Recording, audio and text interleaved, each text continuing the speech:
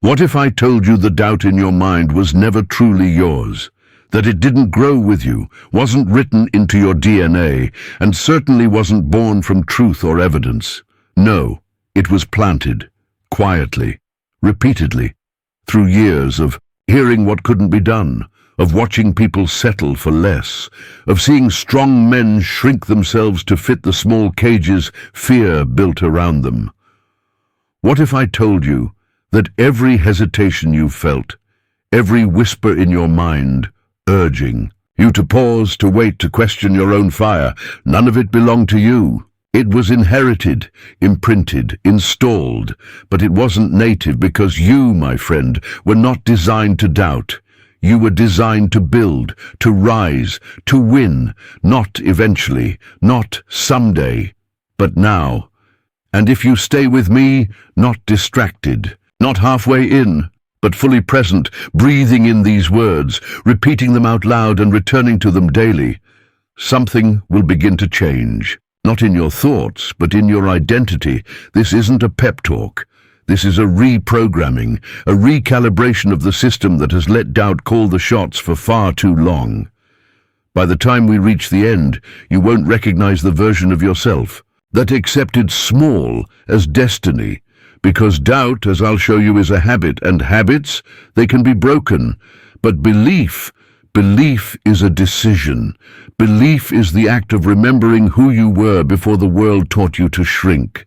And today, we return to that man, the one who knew he was meant for more, the one who didn't wait for proof to act, the one who moved like success was inevitable. And here's something most never hear. That man is still in you, watching, waiting, wondering when you'll stop, obeying the old voice, and start building again. So say it with me. I was not made to doubt. I was made to win. Louder. I was not made to hesitate. I was made to decide. Say it until your voice shakes off the chains of delay. I don't wait for courage. I move anyway, because today we don't toy with belief. We make it law, and once you make it law in your mind, the body follows. The voice follows. The results follow. So stay with me from this first word to the last breath, and let's begin the process of burning doubt out of your identity. For good. Let's get one thing clear. You were not born with doubt. No man is. Doubt isn't natural. It's not built into your soul. It's a condition, an infection, a mental parasite that only survives when fed. And the world, it's full of feeders. You were born with wonder, with hunger, with fire. No child enters this world second-guessing. Watch a young boy. He doesn't ask if he can walk. He tries, he doesn't wait for permission to explore. He moves, he falls, he gets up, he reaches, he screams. Not because he's certain, but because fear hasn't been installed yet. Doubt isn't nature. It's learned, it's mirrored, it's repeated, and by the time you're grown, you've heard over and over again that your power is dangerous, that your fire must be tamed, that dreaming is for others, not for you. But here's the breakthrough. If doubt was learned, belief can be built. And it begins not with motivation, but memory of who you were before the world reshaped you. It begins with rebellion, a quiet refusal to be hesitant just because others were. Let me show you what that looked like for the greats. Take Henry Ford. No privileged background, no elite education, yet he refused to learn doubt. When people called his vision of an affordable car madness, he acted. Even his own engineers said building an 8-cylinder engine in one block was impossible. Ford replied every single time, "Produce it anyway." That wasn't luck, it wasn't genius, it was belief. Belief that stood firm when logic said no. Ford trained his mind to follow vision, not the voices around him. He unlearned doubt and replaced it with decision. And that decision changed an entire industry.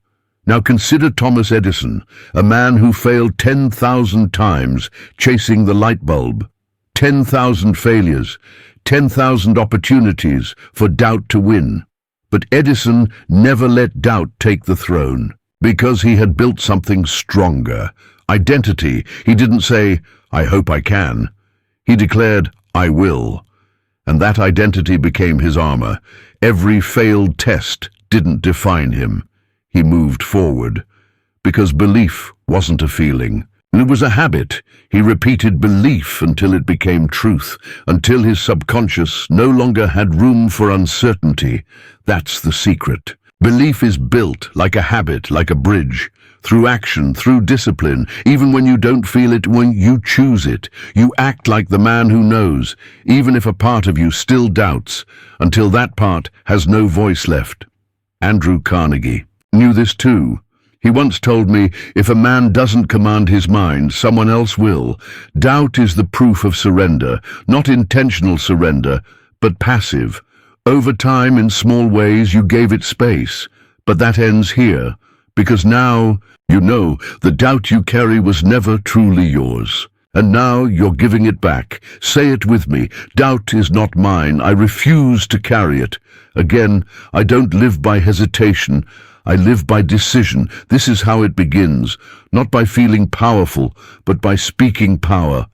Walking like you already believe. Standing tall before certainty even takes root, because the subconscious doesn't follow logic.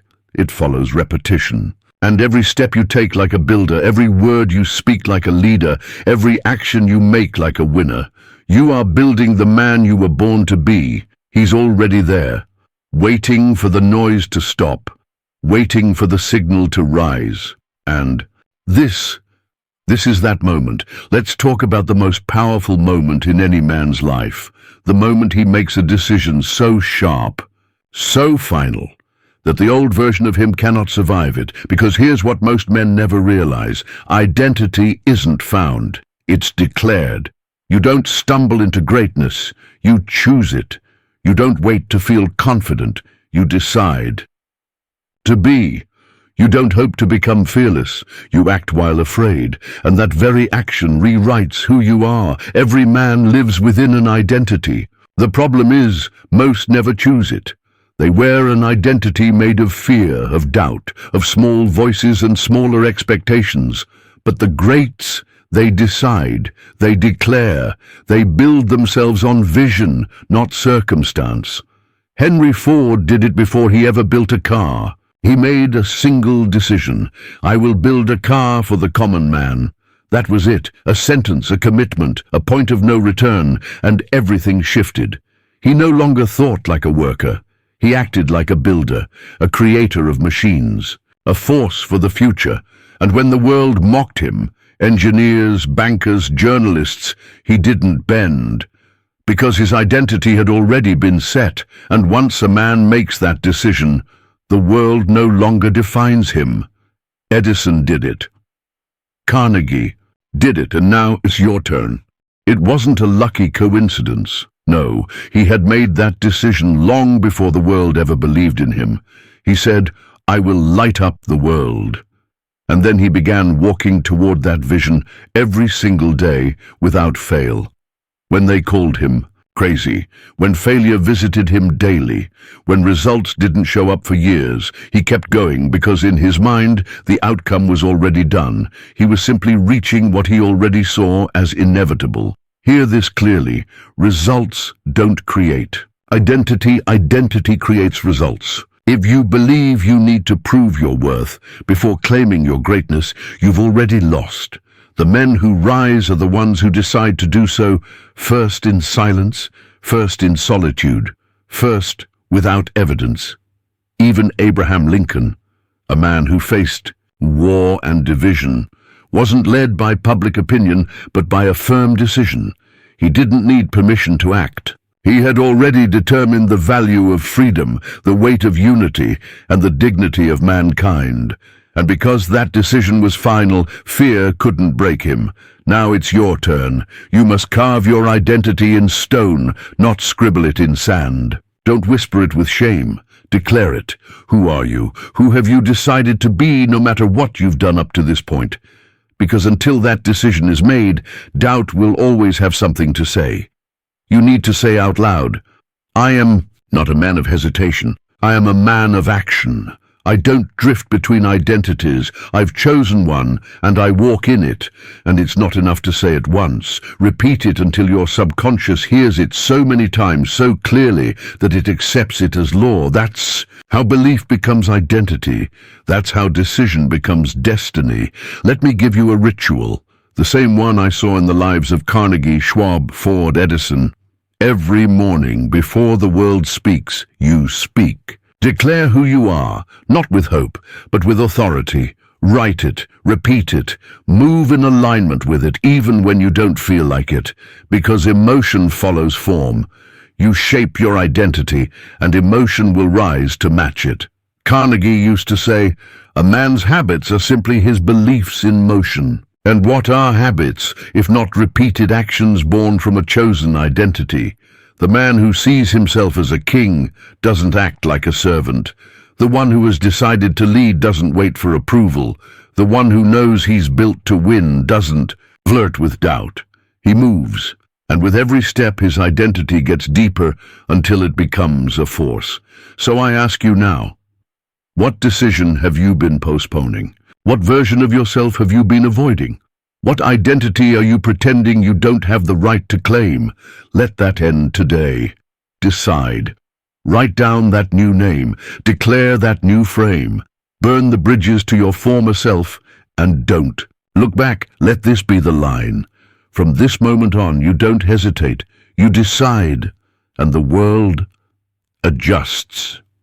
There comes a moment in every man's life when the greatest progress doesn't come from moving forward, but from removing the way back. Because moving without commitment isn't progress, it's dabbling. It's putting one foot in destiny while keeping the other in doubt. But no empire was built by someone who left the exit door cracked open. No history was written by the man who kept a backup plan just in case it got hard. The men I studied, Carnegie, Edison, Ford, Lincoln, understood a brutal truth. If you leave the bridge intact, fear will always invite you to cross it. The phrase "burn the boats" has become a cliché, but it wasn't for those who lived it. Let me tell you a real story. Hernán Cortés, the Spanish conqueror, arrived on the shores of Mexico in 1519 with a small army, facing an empire that outnumbered him. And upon arrival, he burned the ships that brought them there. Not out of recklessness, but because he understood human nature. When the mind believes there's an exit, it never commits fully to the path.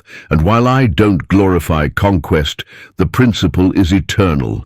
You must destroy the way out if you want to force destiny to open the front door. This isn't just for war. It applies to your everyday life. Henry Ford didn't say, "Let's try this car thing, and if it doesn't work, we'll go back to making carriages." No, he went all in when he committed to the Model T. He shut down the production of every other car his company made, against the advice of his board, against the fear of his peers. He simplified, focused, committed fully. And that's how he sparked a revolution. Why? Because there was no turning back. Ford wasn't seeking comfort, he was seeking fulfillment.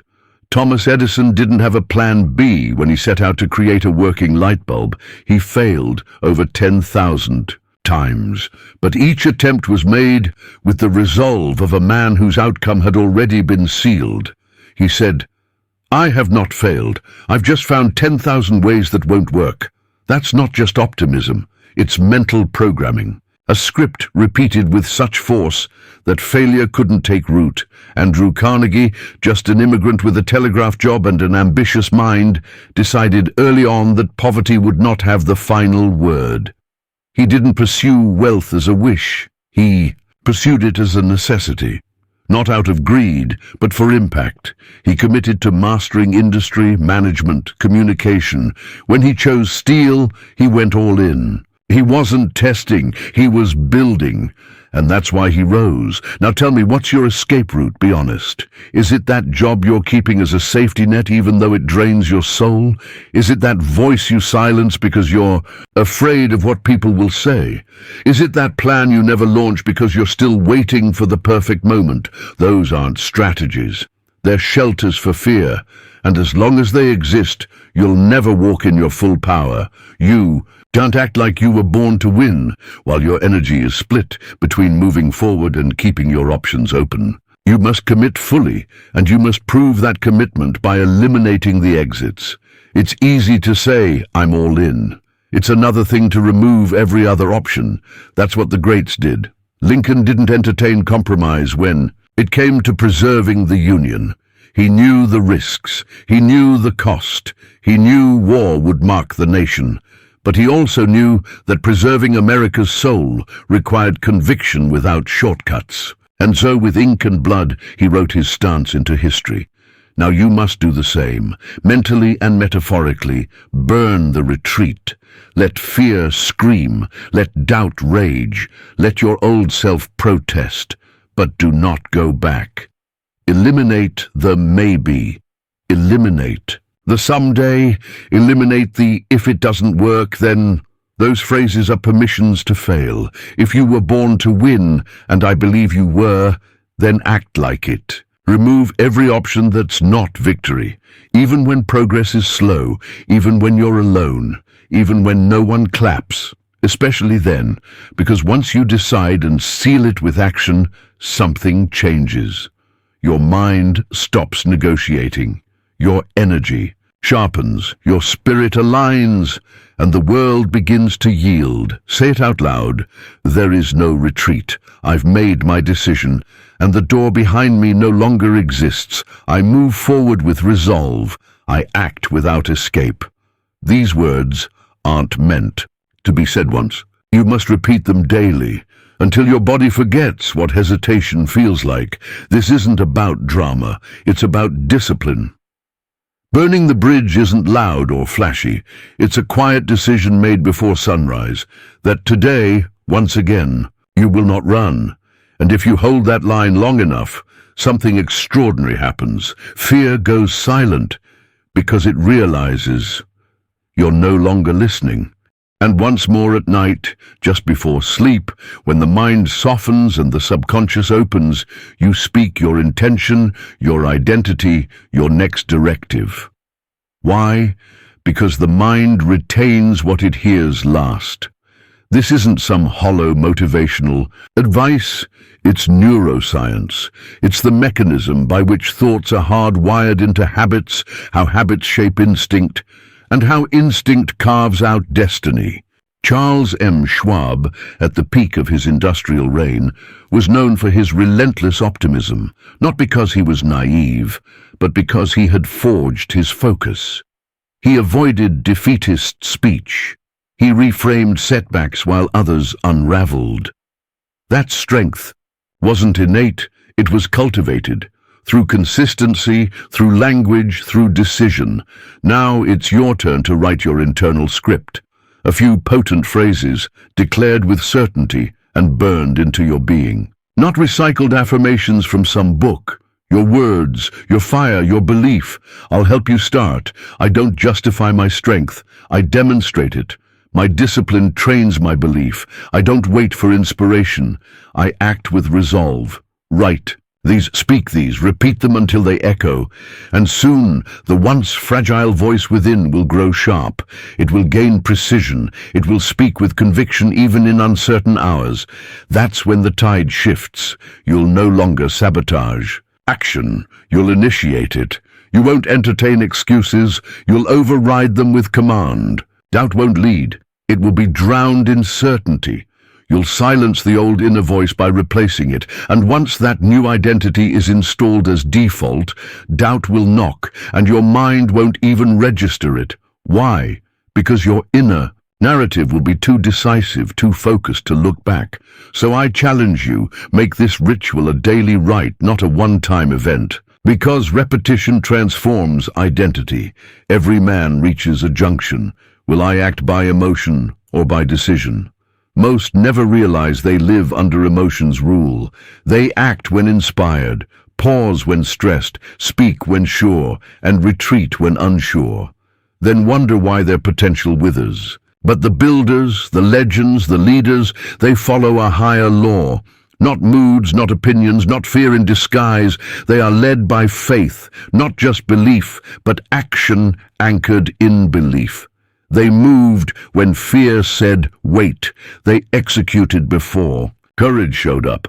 They trusted their commitment more than their comfort. Understand this. Faith isn't abstract energy. It's a mindset, a trained force. A wall built brick by brick through repetition and commitment.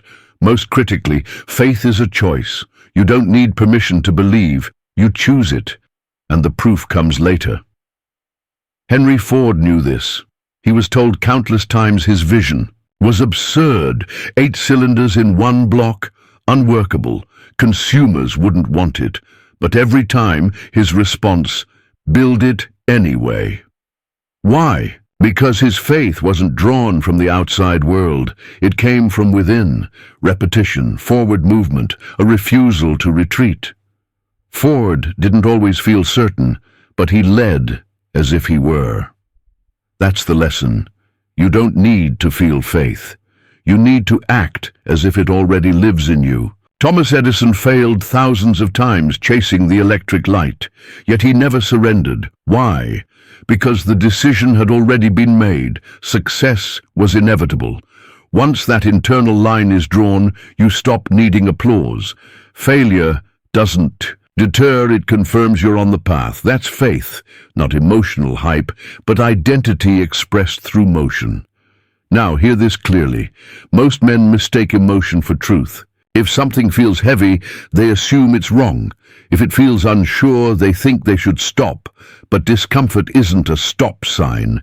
It's the toll required to reach greatness.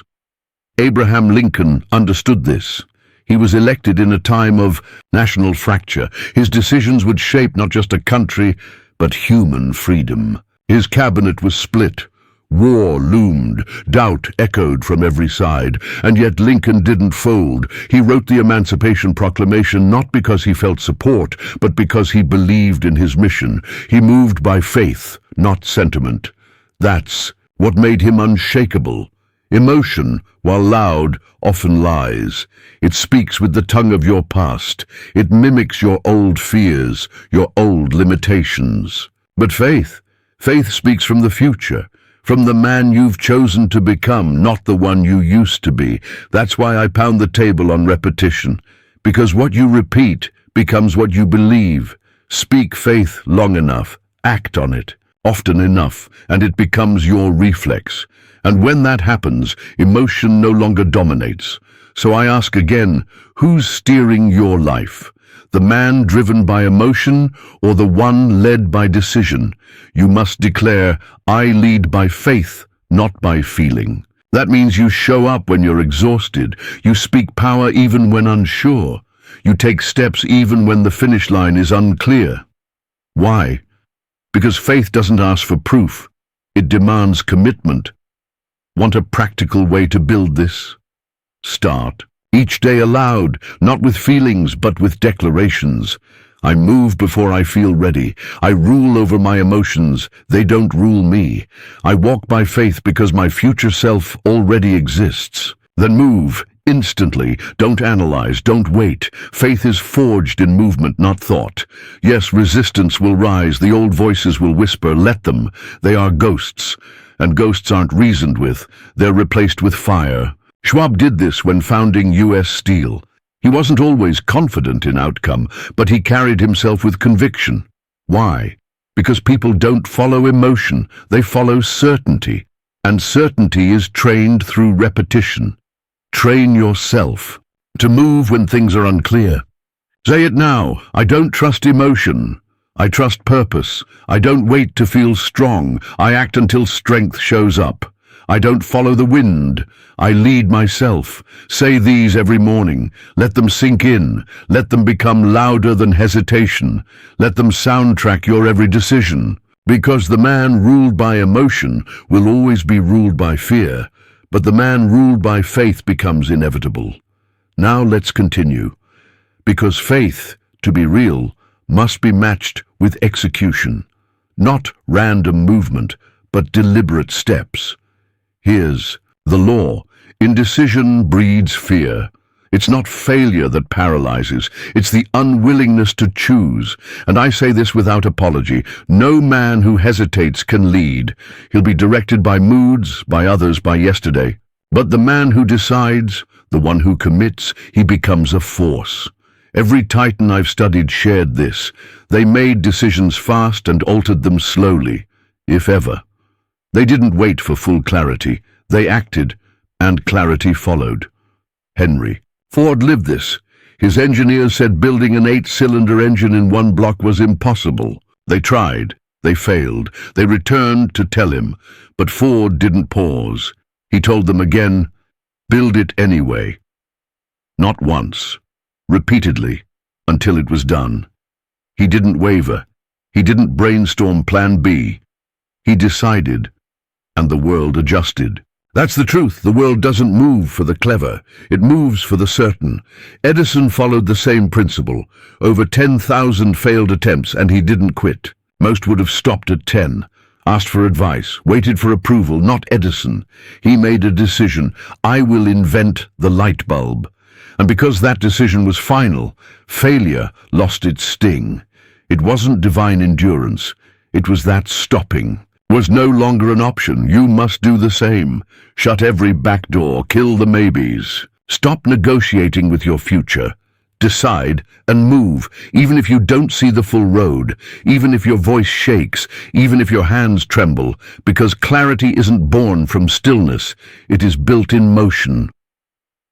Charles Schwab wasn't the eldest or most seasoned, but he was the most decisive.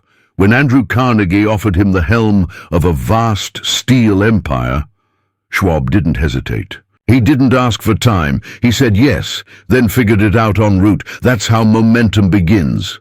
You act, then the mind aligns, you move, and fear breaks. You execute, and your subconscious begins to believe you. That's what most never grasp. Each time you delay, you're telling your subconscious, I don't trust myself. But every time you take action, even imperfectly, you reinforce the identity of a man who honors his word. Soon, your body, your stance, your thoughts, your entire presence begins to reflect that truth. So I ask you now, what decision have you postponed? What path have you delayed, telling yourself you need more clarity, more time, more certainty? And how much has that hesitation already cost you? Because indecision is not harmless, it is costly. It drains your energy, your confidence, your momentum. But you can end it right now. Say this aloud. I do not wait. I do not stall. I do not negotiate with fear. My decisions are made. My action is immediate. My word is final. This is not arrogance. This is identity. You do not tiptoe. You declare. You do not ask, what if? You say, this is the way. And when your mind resists, as it will, you do not argue. You move. Movement is your response. Each day you hesitate, fear strengthens. But every time you move, you weaken hesitation's grip. Let me give you something simple and repeatable. Make your decisions quickly, from a place of purpose, not emotion. Move immediately. Do something, anything, to confirm that decision. Do not reopen the decision unless actual facts demand it, not passing feelings. And reaffirm it daily. I am a man who acts. I am a man who leads. I am a man who moves. This is how you rewire the mind. This is how confidence is built. This is how fear is silenced. Not all at once, but through the daily habit of decisive action. Even Abraham Lincoln, in the bleakest moments of war, moved. He did not have popular support. He did not have certainty of outcome. But he signed the Emancipation Proclamation because he had already made the decision. Slavery would end and the Union would stand.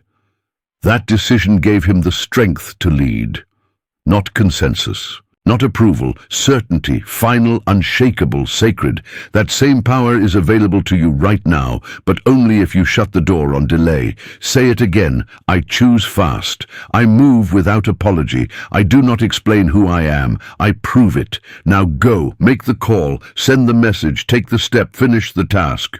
Because the man who acts first sets the pace, and the man who sets the pace is no longer ruled by fear. Now we go deeper. There comes a time in every man's life when the voice of doubt must be silenced. Not debated, not reasoned with, not pacified. Silenced, not with softness, not with patience, but with the raw force of a man who has had enough, because doubt is not something you manage, it is something you suffocate.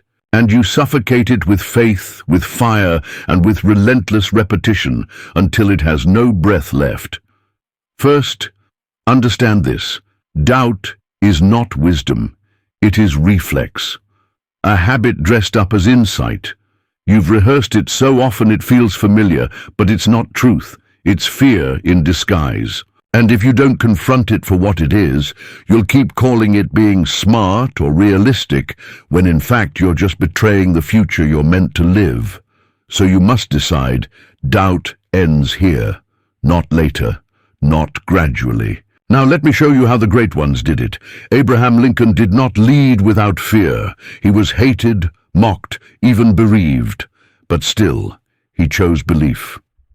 In the silence, he repeated his mission. Not because he knew the outcome, but because he knew who he was, the man called to carry the weight. Andrew Carnegie came from nothing.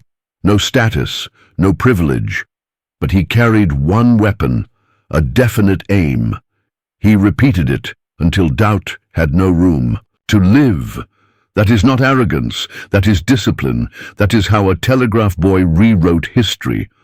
Henry Ford was surrounded by opposition, from the press, engineers, even the government. But their doubt never infiltrated him.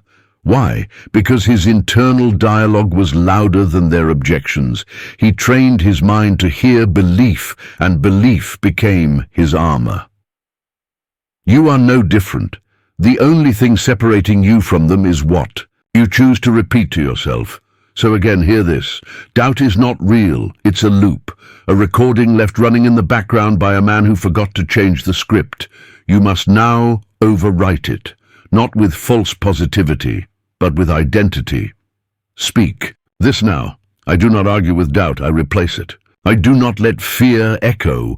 I silence it with action. I do not shrink. I do not flinch. I do not rehearse weakness. Because the more you repeat belief, the more your nervous system adapts. The depth of your doubt doesn't matter. The length of your delay doesn't matter. Repetition reprograms it all. But know this, doubt will not leave peacefully. It will claw its way back in the quiet moments, in the tired nights, in the gaps between progress. And when it does, you do not engage. You return to your command. You return to your script. Say it again. I do not live in hesitation. I live in fire. My belief is louder than my fear. My repetition is my weapon. My identity is unbreakable. Let this truth burn into your bones. You are no longer allowed to be the man who doubts. That version of you is gone. We do not listen to him. We do not visit his memory. He had his chance and he wasted it. Now it's your turn. The man you are becoming walks with conviction. He does not wait to feel ready. He moves because he said he would. He does not need every answer. He trusts the power of motion. He does not fear failure because action is his foundation, not perfection. Say it now. I don't need more time. I need more fire. I don't accommodate doubt. I replace it with truth. I don't wait. I lead. Seal this new identity through repetition, through daily decisions, through refusing to let the old voice speak. This is your moment, not just to hear these words, but to embody them, to repeat them until your subconscious forgets who you used to be, until doubt cannot find you anymore. Because the man who wins doesn't need endless certainty. He just needs to know who he is and move like it's already done. So walk forward and do not look back. The man you used to be, he's not invited. Let him fade and let the man of fire rise in his place. We end not with applause, but with a command. Repeat this speech. Repeat your belief. Repeat your identity until the old version of you has no room to breathe.